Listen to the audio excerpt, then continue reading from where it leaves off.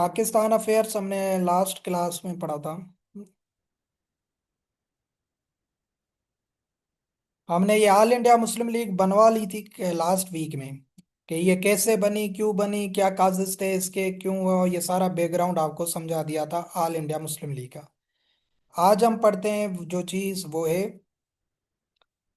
The Minto Morley reforms. ये direct question आता है पाकिस्तान अफेयर्स में, हिस्ट्री में भी आता है, दूसरे वन पेपर में विटनरी के अलावा ये बहुत दफा क्वेश्चन आया हुआ है। मिंटो मोरले रिफॉर्म्स ये कब आए थे? 1909 को आए थे। ये क्या थे? रिफॉर्म्स थे, कॉन्स्टिट्यूशन आईनी के भाई जो है ना उनको क्या हुकूक वगैरह दिए गए।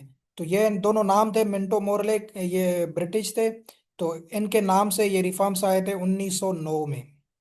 ये तो इसका अभी बैकग्राउंड क्या था, क्या चीजें हो रही थी सब कॉन्टिनेंट में, इनकी जरूरत क्यों पड़ी, क्या चीज थी कि क्योस था सब कॉन्टिनेंट में due to the partition of Bengal. अफरा तफरी का माहौल था, क्यों? क्योंकि 1905 में हमने पढ़ा था क्या हो चुका था, बांग्लादेश सॉरी बंगाल की पार्टीशन हो चुकी थी, जिसमें मुस्लिम को फेवर मिला था, हिंदूज को फायदा नहीं था। तो ये एक अफरा तफरी का माहौल था सब कॉन्टिनेंट में। British had to pacify Indians.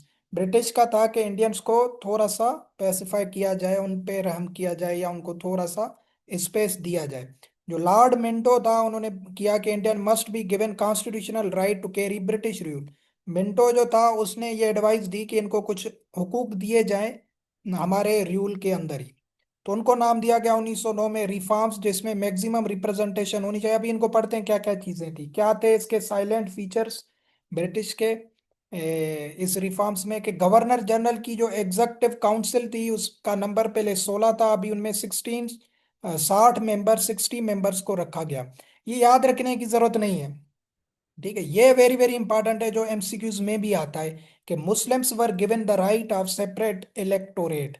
आपको मैंने बताया था कि शिमला जो डेपुटेशन होता है 1905 में, ठीक है, शिमला डेपुटेशन हमने पढ़ा था, उसमें जो सरागा खान साहब थे जो अब वायसराय से मिले थे, उसने ये डिमांड रखी थी कि मुस्लिम्स को सेपरेट इलेक्टोरेट दिया जाए। ठीक है, ये आपको मैंने बताया था वहां पे कि सरागा खान और उसके साथ जो 35 मेंबर्स थे उन्होंने डिमांड रखी थी कि हमें सेपरेट इलेक्टोरेट। मैंने वहां पे बताया था कि सेपरेट इलेक्टोरेट किसे कहा जाता है कि जो है ना कि मुस्लिम्स जो हैं वो मुस्लिम्स को वोट करेंगे, हिंदूज जो हैं वो हिंदूज को वोट करेंगे। ठीक है, जो जैसे अभी हमारे पास ऐसे होता है, अगर कोई हिंदू भी इलेक्शन में खड़ा होता है तो वहां पे के जो आबादी होती है तो वो मिक्स होती है, हिंदूज मुस्लिम्स सारे उसको वोट करते हैं अगर वो उसके हल्के में आता है। तो उस टाइम क्या हो रहा था कि मुस्लिम्स की डिमांड थी कि हम सिर्फ अपने मुस्लिम्स जो रिप्रेजेंटेटिव्स होंगे उनको वोट करेंगे, और हिंदूज जो हैं वो हिंदूज को वोट करेंगे। इसको कहा जाता है सेपरेट इलेक्टोरेट। ठीक है, तो ये मुस्लिम्स की डिमांड थी उस टाइम, और ये आके 1909 में ब्रिटिश कबूल करता है। ब्रिटिश इनको हुकूक देता है आइन में कि आपके पास सेपरेट इलेक्टोरेट होना चाहिए, ये राइट था मुस्लिम्स के पास। तो ये मिला। तो ये क्वेश्चन किस फॉर्म में आता है एसपीएससी में कि मिंटो मोरले रिफॉर्म्स में क्या दिया गया था? ऑप्शन में आता है सेपरेट इलेक्टोरेट। तो आपने ये एमसीक्यू जहन में बिठाना है कि मिंटो मोरले, बाकी कोई भी चीज याद नहीं रखनी है कि एग्जीक्यूटिव काउंसिल में कितने मेंबर थे, कोई भी चीज ना याद रखें, बस ये याद रखें कि सेपरेट इलेक्टोरेट मुस्लिम्स को राइट दिया गया था मिंटो मोरले रिफॉर्म्स में। तो ये आप देखें कि ये भी क्या है, आगा खान सॉरी सर सैयद अहमद खान की प्रोडक्ट्स हैं। सर सैयद अहमद खान ने उनको इतना तेज बना दिया था, इतना पढ़ा लिखा इंटेलेक्चुअल बना दिया था कि अभी उनकी डिमांड्स को ब्रिटिश तस्लीम कर रहा है। ठीक है, जिस पे अभी भी फतवाएं लगी जाती हैं, लगाई जाती हैं वहां पे। दूसरा, उनके वो जो है ना रेजोल्यूशन सप्लीमेंट्री क्वेश्चंस का कि भाई आप पूछ सकते हैं, जो है ना, और उनको वीटो पावर भी दिया गया, गवर्नर जनरल वहां पे रखा गया।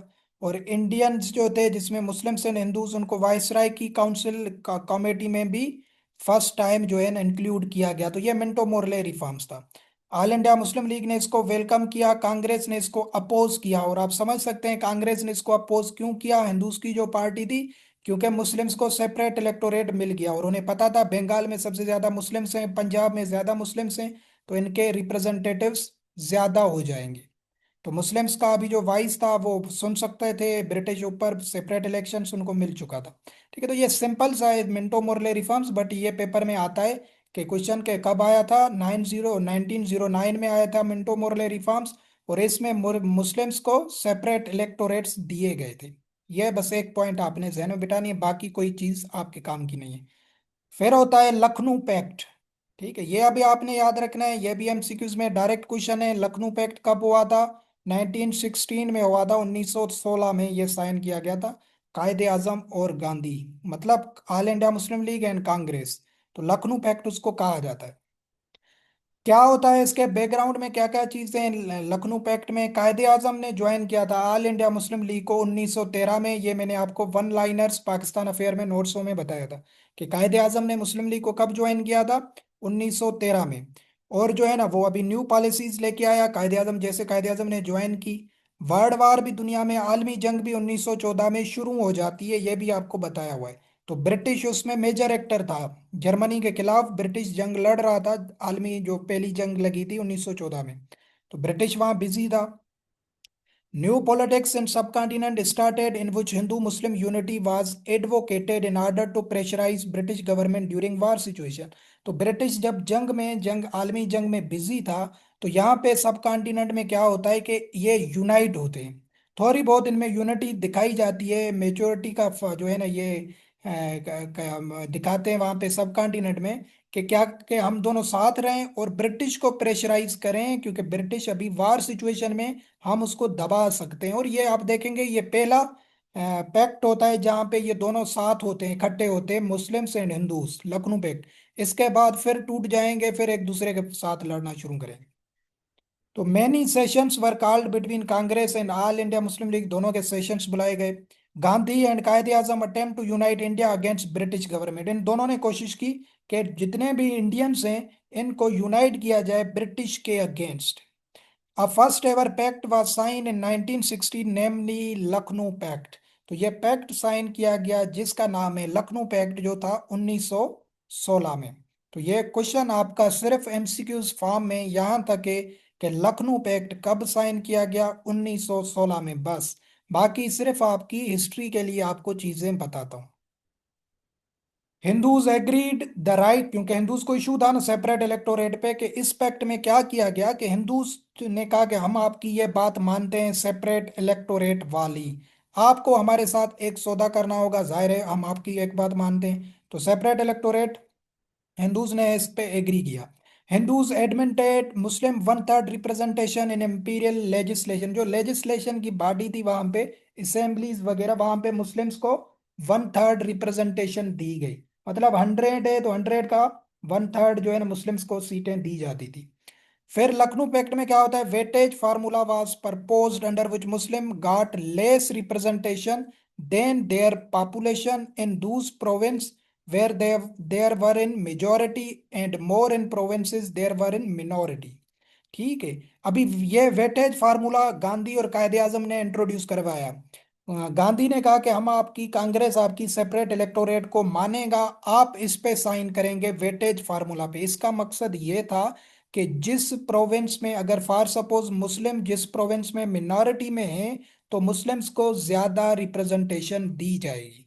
अगर जिस प्रोविंस में मुस्लिम्स की मेजॉरिटी है, तो वहां पे मुस्लिम्स को जो है ना कम या लेस रिप्रेजेंटेशन दी जाएगी। ये था वेटेज फार्मूला।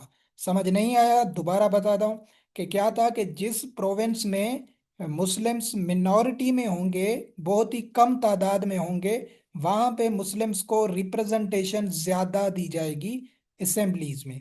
ठीक है। और जिस प्रोविंस में मुस्लिम्स की तादाद ज्यादा होगी या पॉपुलेशन ज्यादा होगी, वहां पे उनको रिप्रेजेंटेशन कम दी जाएगी। इसको कहा जाता है वेटेज फार्मूला, जो लखनऊ पैक्ट में साइन किया गया।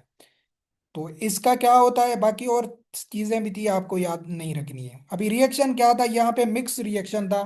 हिंदूज जो थे ये उत्तर प्रदेश के, उन्होंने अपोज किया, उसने अभी भी जिद पे अटके हुए थे कि सेपरेट इलेक्टोरेट मुसलमानों को ना मिलना चाहिए। ठीक है। और मुस्लिम डिवाइड थे, जो सर सैयद अहमद खान के फॉलोअर्स थे उन्होंने अपोज किया। They were not agree for any cooperate with Hindus, उन्होंने कहा कि कोऑपरेशन आप क्यों करते हैं हिंदूज के साथ, क्योंकि ये कोऑपरेशन थी, यूनिटी थी। और where are those Muslims who are in the favour of cooperation with Congress supported it, और दूसरे जो कांग्रेस को सपोर्ट कर रहे थे उन्होंने तो इसको सपोर्ट किया।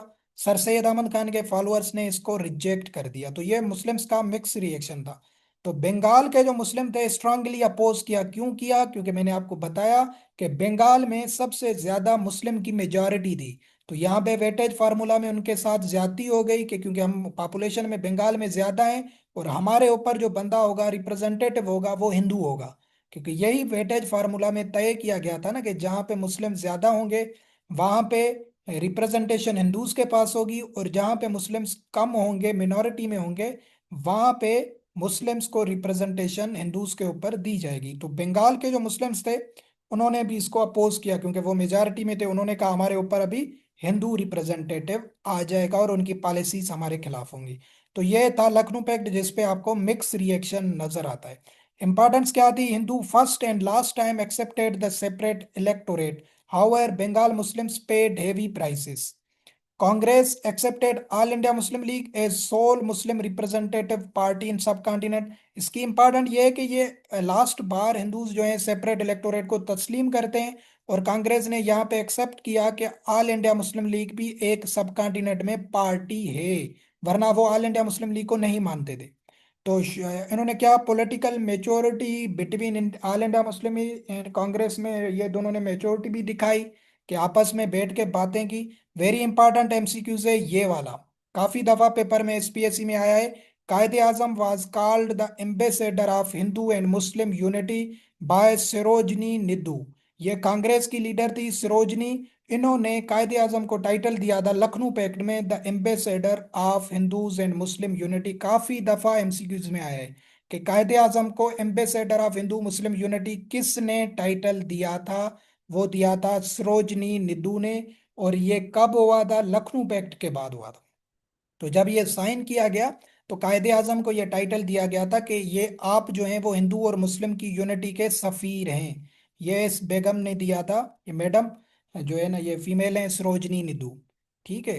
तो ये क्वेश्चन भी आपने जहन में बैठाना है। और लखनऊ पैक्ट 1916 में साइन किया गया था। बाकी ये इंपॉर्टेंस वगैरह आपको बता दी। ये पेपर के हवाले से इंपॉर्टेंट नहीं है, ये एमसीक्यूज काफी दफा आता है और ये आपने याद रखना है। फिर नेक्स्ट वीक इंशाल्लाह ये जलियांवाला बाग आपको समझाएंगे, जलियांवाला बाग ट्रेजेडी और रोलेट एक्ट। सही है। तो हम पढ़ते हैं one liners MCQs Pakistan affair के। तो ये थ्योरेटिकली हमने पढ़ा लखनऊ पैक्ट तक जो 1916 में साइन किया गया। अभी हम चलेंगे 1919 में नेक्स्ट वीक इंशाल्लाह। क्लियर हो गया लखनऊ पैक्ट? चार ही कैंडिडेट्स हैं।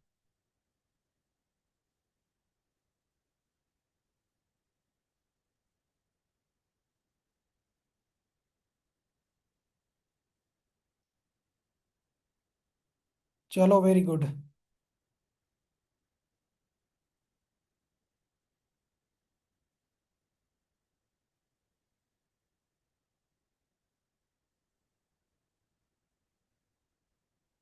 तो यहाँ तक हमने ये वन लाइनर्स में से पढ़े थे कि 1967 तक। ठीक है। तो 1967 में पीपल्स पार्टी का अमेरिका जो है ना बनाया जाता है पार्टी को। 1972 में का वाकया आपको पहले भी बता चुका हूँ, फिर दोबारा याद रखना है। 1972 में शिमला एग्रीमेंट होती है। प्रेसिडेंट था उस टाइम जुल्फकार अली भुट्टो और इंडियन प्राइम मिनिस्टर थी इंदिरा गांधी। ये 1970s में इंडिया और पाकिस्तान की जंग होती है, उसके बाद ये एग्रीमेंट की जाती है जिसका नाम है शिमला एग्रीमेंट। ये कब हुई थी? 1972 में। ये आपने याद रखना है। और ये 1973 में क्या होता है कि ये Begum Rana Liaquat Ali became the first women to assume the office as a Sindh governor.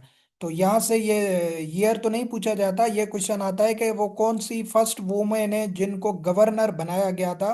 वो है बेगम राना लियाकत अली। बेगम राना लियाकत अली को फर्स्ट वुमेन गवर्नर बनाया गया था सिंध का। 1973 की बात है। और 1973 में और क्या होता है? 14 अगस्त को पाकिस्तान का नया आईन आता है, कॉन्स्टिट्यूशन, जिसको प्रोमलगेट किया जाता है। तो पाकिस्तान का तीसरा और अब तक जो कॉन्स्टिट्यूशन चल रहा है वो कब जो है ना इंट्रोड्यूस करवाया गया? 14 अगस्त 1973 को। और 1973 में पाकिस्तान जुल्फकार अली भुट्टो कराची में पाकिस्तान स्टील मिल्स जो है उसकी फाउंडेशन स्टोन उसका इफ्तिताह भी करते हैं।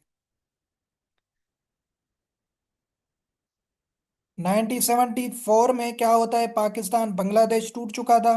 तो बांग्लादेश को रिकॉग्नाइज करता है एज अ कंट्री, और उसके साथ जो ओआईसी है, इस्लाम ऑर्गेनाइजेशन ऑफ इस्लामिक कॉन्फ्रेंस, उसका पहले नाम था। तो ये इसकी समिट होती है लाहौर में 1974 में, सेकंड समिट उसकी ओआईसी की लाहौर में होती है 1974 में। उसके साथ और चीज क्या होती है कि अहमदीज जो हैं उनको नॉन मुस्लिम डिक्लेयर किया जाता है 1974 में। वेरी वेरी इंपॉर्टेंट एमसीक्यू से, कि जो अहमदीज हैं या जिनको कादियानीज कहा जाता है, ठीक है, तो इनको ये क्वेश्चन आता है कि कब काफर डिक्लेयर किया गया था, जुल्फकार अली भुट्टो ने कब करवाया था कादियानीज को नॉन मुस्लिम, वो 1974 की बात है। ये एमसीक्यूज आपने याद रखना है।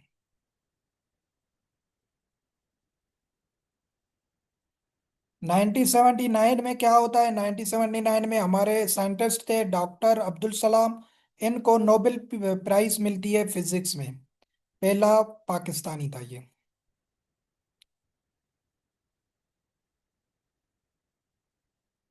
वेरी इंपॉर्टेंट क्वेश्चन है ये, पूरी डेट आपने याद रखनी है, काफी दफा ये भी एसपीएससी में पूरी डेट आई है कि बेनजीर भुट्टो ने कब जो है ना हलफ उठाया था, first women prime minister of Pakistan. तो वो 2 दिसंबर 1988 की बात है ये।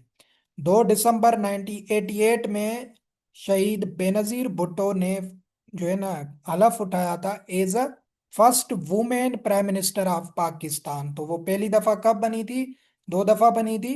तो पहली दफा बनी थी 1988 में 2 दिसंबर में, और ये जो है ना he was the first, Muslims जितने भी कंट्री हैं उनमें पहली खातून थी जो प्राइम मिनिस्टर बनी थी। 1992 में पाकिस्तान क्रिकेट वर्ल्ड कप जीतता है, तो ये तो सबको पता होगा, बट ये आपने क्वेश्चन याद रखना है कि किसको डिफीट किया था, किसको हराया था उसमें क्रिकेट में। इंग्लैंड को, इंग्लैंड के साथ फाइनल था पाकिस्तान का। ये काफी दफा ये भी क्वेश्चन आया है कि पाकिस्तान ने फाइनल क्रिकेट वर्ल्ड कप जो जीता था किसको डिफीट जो है ना किया था, इंग्लैंड को किया था। और ये कहाँ पे खेला गया था, ऑस्ट्रेलिया में मेलबोर्न में, वहां पे ग्राउंड पे खेला गया था। तो इंग्लैंड को हराया था पाकिस्तान ने, और पाकिस्तान ने वर्ल्ड कप जीता था 1992 में।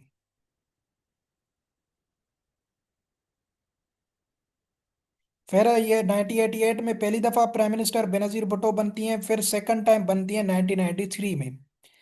ठीक है, तो ये चीज याद नहीं रखनी है। फर्स्ट वुमेन पुलिस स्टेशन, ये भी क्वेश्चन आपने जहन में बिठाना है। ये 1994 की बात है। कहाँ पे बनाई गई थी, इस्लामाबाद में बनाई गई थी, और ये भी बेनजीर भुट्टो ने बनवाई थी, फर्स्ट वुमेन पुलिस स्टेशन। तो ये भी क्वेश्चन आता है, यहाँ का साल तो नहीं पूछा जाता, ये पूछ सकते हैं कि किस शहर में बनाई गई थी फर्स्ट वुमेन पुलिस स्टेशन। तो वो इस्लामाबाद में बनाई गई थी। और पाकिस्तान ने अपनी न्यूक्लियर टेस्ट, ये भी हम पढ़ चुके हैं क्वेश्चन, कब जो है ना कंडक्ट की थी न्यूक्लियर टेस्ट, वो 28 मई 1998 को। यह भी क्वेश्चन आपने जहन में बिठाना है कि पाकिस्तान ने न्यूक्लियर टेस्ट फर्स्ट कब कंडक्ट की थी, और इस डेट को पाकिस्तान न्यूक्लियर पावर बन गया था, क्योंकि पाकिस्तान ने टेस्टिंग की थी। तो पाकिस्तान न्यूक्लियर पावर कब बना था, 28 मई 1998 को। ये आपने याद रखना है। और कहाँ पे ये चेगी हिल्स हैं, बलूचिस्तान में डिस्ट्रिक्ट है ये, वहाँ पे चेगी। तो वहाँ के मकाम पे ये टेस्टें की गई, एटम बम की, या न्यूक्लियर टेस्टेस भी जिनको कहा जाता है। फिर 1999 में ये कारगिल वार होती है पाकिस्तान और इंडिया के बीच में।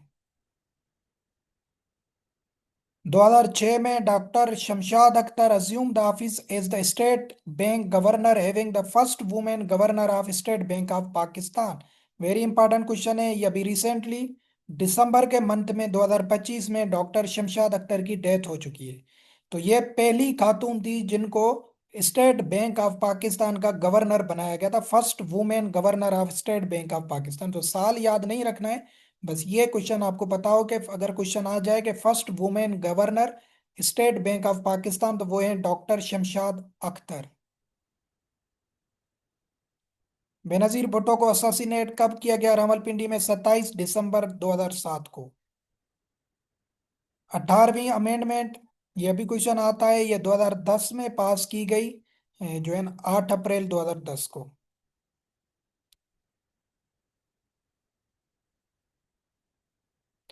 2014 में क्या होता है, 2014 में मलाला यूसुफजई को नोबेल प्राइज के लिए जो है अनाउंस किया जाता है।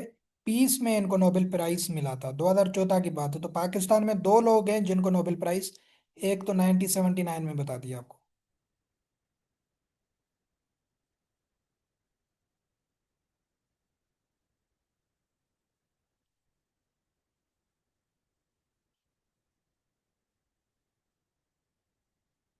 तो ये तक कुछ हिस्ट्री थी जिनको हमने पढ़ा, फिर कुछ और पढ़ते हैं हिस्ट्री।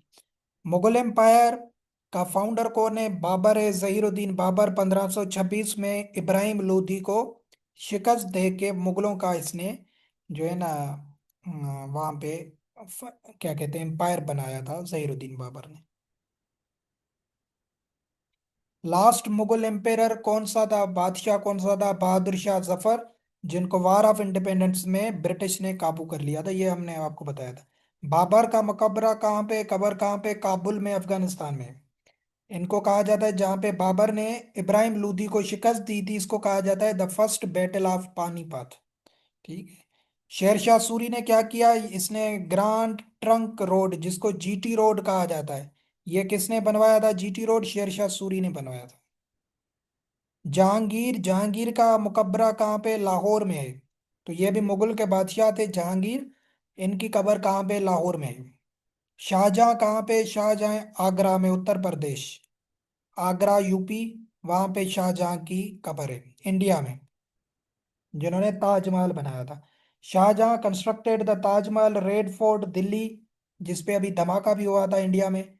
जामिया मस्जिद दिल्ली, वजीर खान मस्जिद लाहौर। तो ये किसने? शाहजहां ने बनाई थी, बट ये नहीं याद रखें। और शाहजहां ने सिंध में ठट्ठा में शाहजहां मस्जिद बनवाई थी।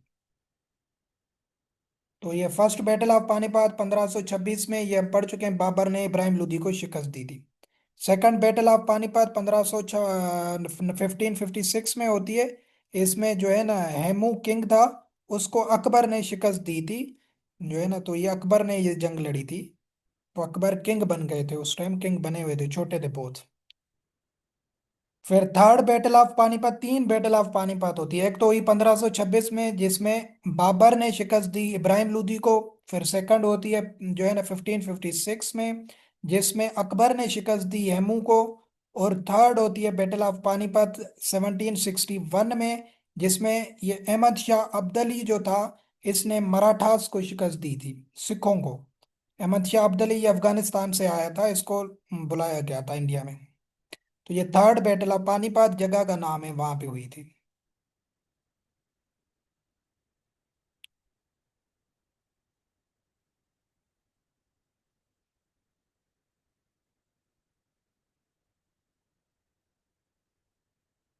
The British defeated Talpurs in battle of Miani and annexed Sindh in 1853। 1853 में ब्रिटिश ने सिंध पे कब्जा किया था, ये आपने याद रखना है। तो यहाँ पे सिंध में उस टाइम टालपुर्स, मीर टालपुर जो है उनकी हुकूमत थी। तो उनको शिकस्त दी थी ब्रिटिश ने 1853 बैटल ऑफ मियानी में। तो उसमें फिर सिंध को भी उन्होंने अपने कब्जे में ले लिया था ब्रिटिश ने।